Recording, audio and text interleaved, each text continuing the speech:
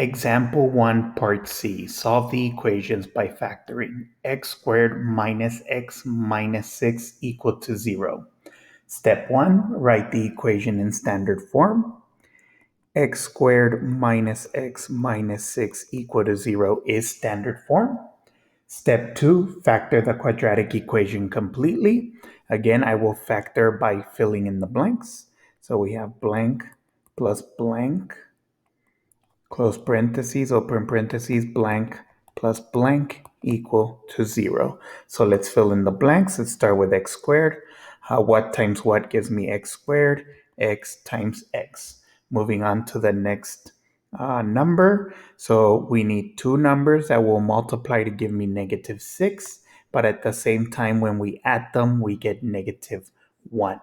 If we analyze our options, I believe negative 3 and positive 2 will work. Negative 3 times 2 is a negative 6, and negative 3 plus 2 would be a negative 1. Therefore, our factors will be x minus 3 times x plus 2 equal to 0. Now we move on to step 3 where we apply the zero product property. X minus 3 equal to 0, x plus 2 equal to 0. And now we move on to step number 4, which we solve for the variable. X minus 3 equal to 0, add 3 to both sides. X plus 2 equal to 0, subtract 2 to both sides. So therefore, x is equal to 3, or x is equal to negative 2. Example 1, Part D, solve the equations by factoring x squared plus 16x plus 60 equal to 0. Step 1, write the equation in standard form. X squared plus 16x plus 60 equal to 0 is standard form.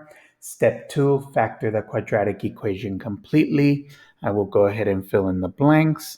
So blank plus blank times blank plus blank equal to 0. So let's begin with x squared. X squared, we can get x squared by x times x. Moving on to 60, we need two numbers that multiply to give us 60, positive 60, but at the same time add to give us a positive 16.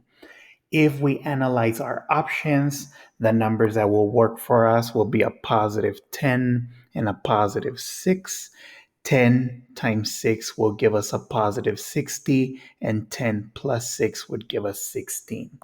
Therefore, our factors are x plus 10 times x plus 6 equal to 0. Now we move on to step number 3, apply the zero product property.